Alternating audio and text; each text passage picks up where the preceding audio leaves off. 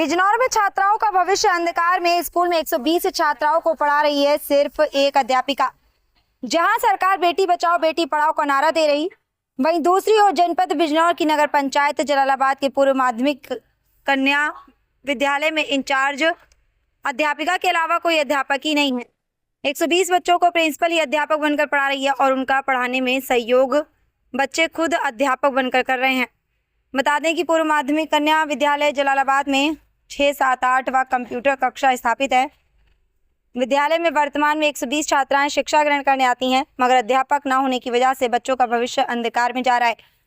120 बच्चों पर एक ही अध्यापिका नियुक्त है। इसके अतिरिक्त किसी भी प्रकार का कोई भी स्टाफ नियुक्त नहीं है। न जलालाबाद की चेयरपर्सन जो कि एक महिला हैं, उन्हें भी अपने क्षेत्र की बेटियों की चिंता है, न ही अधिकारियों की कोई चिंता है। इंचार्ज अध्यापिका द्वारा अधिकारियों को बताया गया कि फिर भी अभी तक किसी अध्यापक की नियुक्ति नहीं की गई है। पूर्व माध्यमिक कन्या विद्यालय जलालाबाद की स्थिति इतनी दयनीय हो चुकी है कि यहाँ साफ पीने के पानी की व्यवस्था नहीं है। टॉयलेट की टोटियाँ टूटी हुई हैं। छात्राएं शौच के लिए कहाँ जाएं, जब शौचालय में पानी की व्यवस्था ही नहीं है। नगर पंचायत से सफाई कर्मी कभी कभी सफाई करने आती हैं। क्लासरूम का लेंटर और बिल्डिंग का लेंटर खराब हो चुका है, जो कभी भी गिर सकता है। इंचार्ज अध्यापिका नाजिश परवीन ने बताया कि स्कूल के पड़ोसियों ने अब तक आवचक में अपने दरवाजे खोल लिए हैं और बच्चों के लिए किसी तरह की सिक्योरिटी का कोई इंतजाम नहीं है।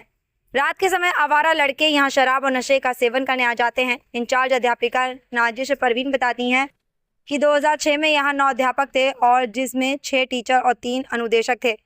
उसके बाद धीरे धीरे कुछ अनुदेशक तो यहाँ से छोड़ते चले गए और कुछ का ट्रांसफ़र हो गया, कुछ का रिटायरमेंट हो गया। अगस्त 2023 से यहाँ कोई टीचर नहीं है। अकेले ही मैं अपने बच्ची को भी साथ में लेकर स्कूल आती हूँ। बच्चों को कक्षा 8 की बड़ी लड़कियाँ होती हैं, उन्हें बता देती छोटे क्लास के बच्चों को ऐसे पढ़ लो। उन्होंने अधिकारियों को भी अवगत कराया। बता दें कि विद्यालय में पढ़ने वाली छात्राओं के परिजनों ने अपने बच्चों के भविष्य को अंधकार में जाता देख अपने बच्चों की पढ़ाई के लिए अध्यापक या अनुदेशक की नियुक्ति करने के लिए गुहार लगाई। साथ ही विद्यालय की बिल्डिंग व शौचालय की भी बहुत दयनीय स्थिति में है। एक शौचालय नगर पंचायत जलालाबाद की ओर से विद्यालय में बनाया गया था, परंतु वह भी अभी तक अधूरा ही है और न ही आज तक उसमें पानी की व्यवस्था की गई है। पानी की समस्या को देखते हुए दानिश शेख ने अपने खर्चे पर पानी की व्यवस्था कराई और इसकी जानकारी भीम आर्मी पार्टी के मंडल अध्यक्ष दानिश शेख द्वारा इसकी शिकायत उच्च पदाधिकारियों को दी जा चुकी है, परंतु इस समस्या का अभी तक कोई भी समाधान नहीं हुआ है। साथ ही बच्चों के माता पिता द्वारा सांसद जी को अवगत कराने के लिए ज्ञापन सौंपा गया है। उम्मीद है कि सांसद चंद्रशेखर आज़ाद संसद में ये मुद्दा उठाएंगे। बिजनौर से हमारे संवाददाता मोहम्मद शादान की खास रिपोर्ट। जी, आपका नाम? मेरा नाम नाजिश परवीन है। आप यहाँ कब से हैं इस विद्यालय में? मैं 2006 में मेरी यहाँ पे पोस्टिंग हुई थी। अभी हमने देखा यहाँ पर विद्यालय की कंडीशन बहुत ही ख़राब है, पढ़ाने के लिए टीचर्स उपलब्ध नहीं हैं। और जब आप आई थी यहाँ पर तब कितने यहाँ पर अध्यापक मौजूद थे? 2006 में यहाँ पे 6 अध्यापक थे और 3 अनुदेशक थे। 9 का स्टाफ था यहाँ पे। सब्जेक्ट वाइज होते हैं अनुदेशक, कक्षा कला वर्ग और कंप्यूटर वर्ग और शारीरिक शिक्षा का, और इंग्लिश मैथ की अलग अलग सब्जेक्ट की टीचर थी यहाँ पे। मैं सामान्य वर्ग से हिंदी मीडियम से आई हूँ। मैं यहाँ पे बच्चों को इंग्लिश भी सही से नहीं पढ़ा पाती और मैथ तो भी मेरे बस की बात ही नहीं है, और साइंस भी। मगर जैसे तैसे मैं कोशिश करती हूँ मोबाइल से कैसे भी अपनी बेटी से कनेक्शन करके कि इनसे बच्चों को अच्छे से अच्छे पढ़ा सकूं। जैसे कि आपने बताया है कि यहाँ पर अभी मौजूदा वक्त में अध्यापिका मौजूद नहीं है, सिर्फ आर्ट्स के लिए आप मौजूद हैं, तो आपने क्या इस संबंध में कभी किसी अधिकारी से कोई शिकायत दर्ज की? हाँ, जन्म पर अप्रैल में मैं गई थी, BSA ऑफिस गई थी, CD ऑफिस में भी गई थी। वहाँ पे आश्वासन दे दिया था कि अब ये तो सत्र जुलाई में तुम्हारी जरूर अध्यापिका की व्यवस्था हो जाएगी।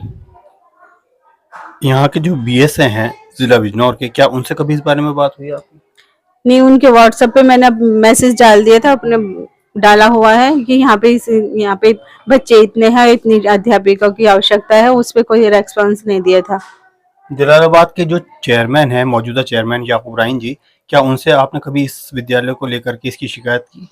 हाँ, उनके पास भी एक बार गई थी, मगर उन्होंने ये साफ मना कर दिया था कि हमारे अंडर में कुछ नहीं है, हम कुछ नहीं कर सकते। अगर आप निजी तौर पे हमें बुलाओगी तो हम आ जाएंगे, वैसे इस मदद के लिए हमारे पास कोई रास्ता नहीं है। अभी आप क्या चाहती हैं गवर्नमेंट से? गवर्नमेंट से ये चाहती हूँ कि बच्चों की शिक्षा के लिए सबसे पहले तो अध्यापक होने चाहिए, सब्जेक्ट वाइज होने चाहिए। 120 150 के लगभग बच्चे हैं यहाँ पे। कुछ बच्चों को तो मैंने एडमिशन भी नहीं लिया, वैसे ही पढ़ाती हूँ, क्योंकि गरीब बच्चे हैं, मोहल्ले में घूमेंगे, क्योंकि वो किसी प्राइवेट स्कूल में, या शहर भी दूर है, पुल बन गया है, उस वजह से गार्जियन शहर में नहीं पढ़ने के लिए नहीं भेजते। तो इसलिए मैंने यहाँ पे उनको बैठा रखा है कि जो सीखना हम सिखाएंगे तुम्हें, आगे अगली क्लास में एडमिशन ले लेंगे। अभी कौन कौन से टीचर्स जो सब्जेक्ट वाइज हैं, कौन कौन से टीचर्स की आपको आवश्यकता है, कितने टीचर्स की आवश्यकता है? क्लास के लिए तो 3 अध्यापकों की आवश्यकता है, मगर इंग्लिश और साइंस और मैथ इनकी अलग से अध्यापिका होने चाहिए। जब हम आए यहाँ पर, हमने लाइव भी चलाया अभी थोड़ी देर पहले, तो हमने देखा कि स्कूल की हालत जो है बहुत ही जर्जर है। लिंटर पे भी कई जगह से गिर चुका है, थोड़ा थोड़ा सा। पीने के पानी की व्यवस्था नहीं है, टॉयलेट साफ सुथरे नहीं है, सफाई व्यवस्था मुकम्मल तौर पर नहीं है। तो क्या इसके लिए कोई गवर्नमेंट की तरफ से कोई ऐसा कर्मचारी मौजूद है यहाँ पर जो साफ सफाई का ध्यान रखता हो या ना? गवर्नमेंट की तरफ से नहीं है, मगर नगर पंचायत से एक बूढ़ी लेडीज आती हैं, वो कभी हफ्ते में एक आध बार सफाई कर जाती हैं, उनसे नहीं होता ये काम। जैसे कि मैंने अभी यहाँ देखा स्कूल के अंदर काफ़ी संख्या में जो है लड़कियाँ मौजूद हैं, वो शौच के लिए भी जाती होंगी इमरजेंसी में, तो उसके लिए क्या व्यवस्था है?